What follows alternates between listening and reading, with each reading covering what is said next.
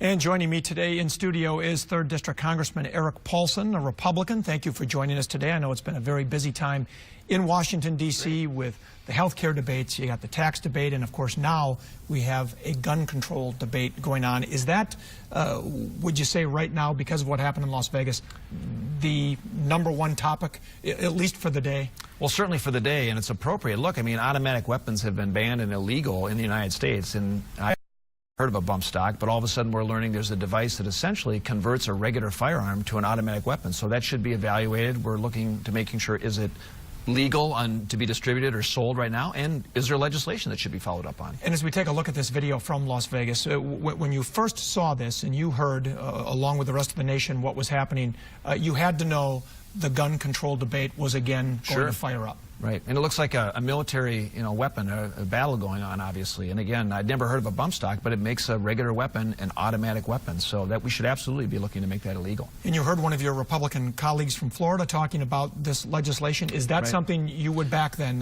It is. Banning the bump stock? Absolutely. We're looking at that for sure. That'll be bipartisan legislation, I'm guessing. There's always going to be some of those that oppose any measures, but this just seems to be reasonable, responsible in the response, not only to the tragedy, but going forward. What about other weapons? There's been talk about, you looking at some of the video of some of these weapons that look very menacing. Some of them look more menacing than they actually are, but people want to ban any assault type weapons. Where do you stand on that issue? Well, we have to protect Second Amendment rights, obviously. That's key and foremost. At the same time, it doesn't hurt to evaluate, provide more resources on background checks. I mean, even the individual that we're learning about apparently passed background checks, but we got to make sure resources are there for states that go through these checks, that mental health issues are being addressed. We've provided more resources in that area. So I think you're going to see some more emphasis on preventing tragedies like this, on that early focus and prevention earlier. Now, you have been endorsed by the NRA. You've taken money from the NRA. Any misgivings about that, or are you still a big Second Amendment rights candidate? Well, I support the Second Amendment, but I always vote in the interests of my constituents in Minnesota, regardless of who supports me, so that doesn't make any difference. And we'll evaluate any policy proposals that come forward in the wake of the tragedy or going in the near future. And let's talk about two things. Universal background checks. There's been a lot about making those more strict. But would that have helped in this case, since this man had no prior criminal history that would have been a red flag? Sounds like it would not have been a red flag. It would have made no difference in this case. So every case is different, absolutely. But it would not have made any difference from what law enforcement is telling us right now. And then, of course, there's the mental health component to all of this. A lot of people, it's the old saying, guns don't kill people, people do. And in many of these cases with the mass shootings, let's say almost all of them, there's a mental health issue. Of course there is. And last year, for the first time on a bipartisan basis, we did pass new mental health reform legislation. It was included in the 21st Century Cures Act. We just also appropriated more money into that, those resources that go into that mental health resources. So that's moving in the right direction, absolutely. Now, all of this really hit close to home for you, literally, when your congressional roommate, Congressman Steve Scalise, was shot during a softball practice of all things, when a gunman came, and here's pictures of you at a happier time after he'd recovered and come back to the Capitol.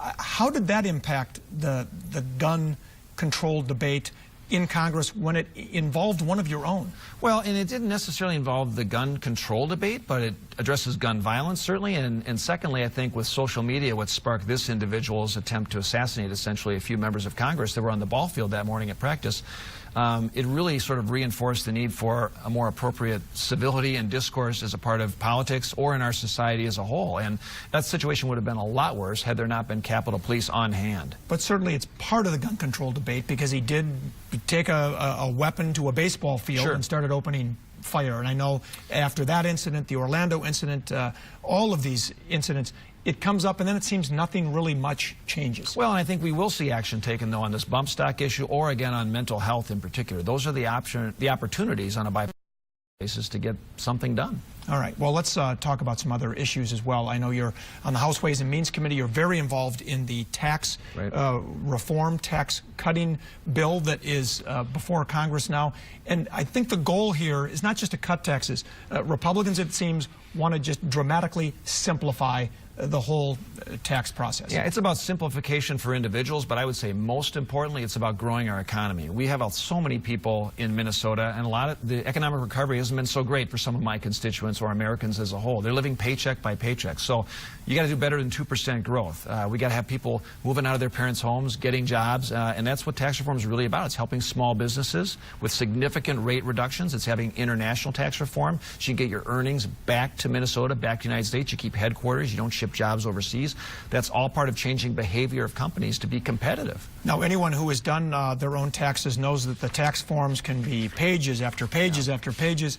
You want to simplify that. Let's take a look at it's essentially a postcard. Right. You could fill this thing out, mail it in, and your taxes are done. Walk me through what this is, how this seems so pie in the sky because it's just so simple, and that's just not the way government works. Well, look, I mean, 9 out of 10 Americans today are paying someone to do their taxes or buying the financial software to do their taxes. And you can actually have a tax system that works for Americans rather than against them. And that means you can keep important deductions for getting a house, for charitable deductions, for higher education. We keep that in the postcard. But at the same time, if you double the standard deduction, you can get rid of a lot of those other loopholes. People keep more of their first dollars earned. This is all aimed at the middle class, middle income folks. So this is moving in the right direction. It's really going to help our economy. Now, there's a lot of talk from the president and members of Congress like yourself on the Republican side who say it is aimed at the middle class, but others will point out that the wealthy would benefit a great deal by a lower top bracket, some of the estate tax changes, and some of those things. Well, we're changing every bracket.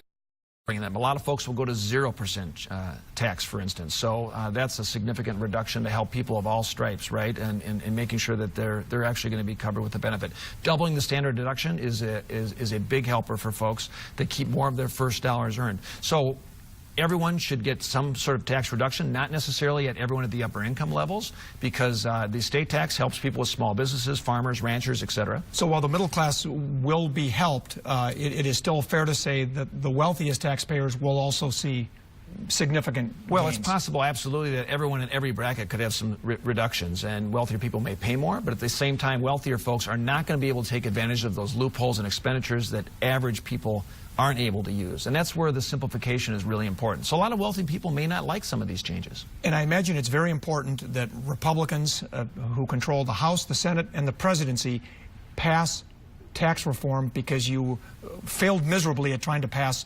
to repeal and replace the Affordable Care Act. Well, the health care debate just crashed. There's a whole lot of reasons for that. I think there's some bipartisan opportunities to move some things forward, but tax reform is really critical to get our country moving again, to get our economy back on track, and growth solves a lot of our other problems, right? Not only for individuals that want to work, but also bringing in more revenue, making sure that seniors are going to be protected with government programs in the future, and that the next generation is going to have more opportunity. And it looks like there will not be another effort to repeal and replace the Affordable Care Act, but you say there are some things going on where there might be ways to kind of fix the Affordable Care Act in some areas. There are. There's some market stabilization efforts, reinsurance programs, the medical device tax repeal. I'm part of a group called No Labels with the Problem Solvers Caucus that is moving some of those initiatives forward. It's kind of Minnesota-tizing the conversation around health care, and that's the direction I go to get some results right now. All right. Well, it's going to be a sprint between now and the end of the year where you've got to get some of these things done, so that'll be interesting to see what happens. Congressman Eric Paulsen.